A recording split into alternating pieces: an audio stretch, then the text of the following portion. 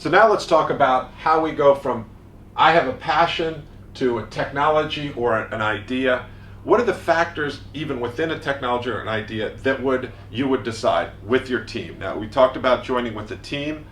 What are those things that you would make a factor to decide? First of all, you would start with knowledge. You want to be working in an area or technology or marketplace that you understand, that you have a knowledge about.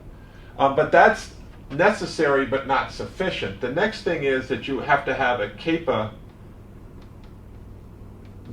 there, something that's special to you. You might be good at material science, and that would allow you to do energy storage. You might not have that expertise, but you might have an understanding after having worked at Raytheon for 10 years of what the aerospace industry is about and the issues that they face. So that's a special capability that you can build up. The third thing would be connections. Connections, you say, well, that's something that's easy. No, that actually is an asset that you and your team would have. Do you know the proper people in this industry? Do you know the people who really understand energy storage or whatever the other technology is that you might be working on? Having the right connections is a valuable asset that should not be overlooked. The next one, number 4, would be financial assets. You might have very few financial assets, or you might have a lot of financial assets. Understanding the level of financial assets you have, be it very small, medium, or large, will dictate what markets are good for you.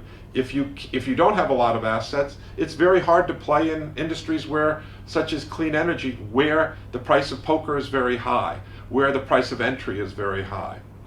So the next one is name recognition. So when you look at these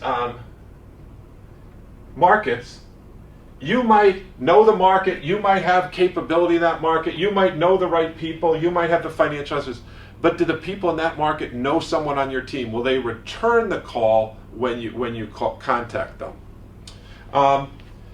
Inherent in this is credibility that you would have as well, and that credibility would come from past work experience.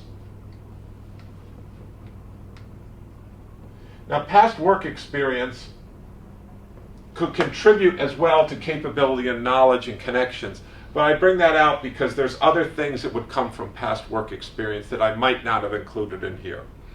Number 7 would be a passion. What you're going to be doing when you choose it, you better love, because if you can't see yourself doing this for the next 6 years, you're very likely not going to be a successful entrepreneur. You have got to have a lot of passion for what you're doing. So I said there were eight items that we would consider: knowledge, capability, connections, financial assets, name recognition, past work experience, which might contribute to other ones, and passion. We need to have passion. The last thing is, even if you have all those things, the last one you need is commitment.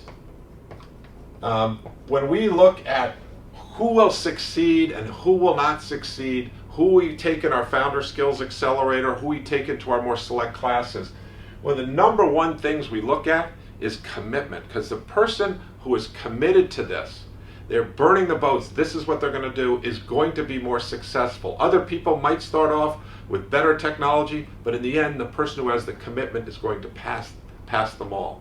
So those are the things that we look at as you go from a passion to a technology or an idea, and then within the technology or idea, which one are you going to choose? These are some of the important factors that you must think about.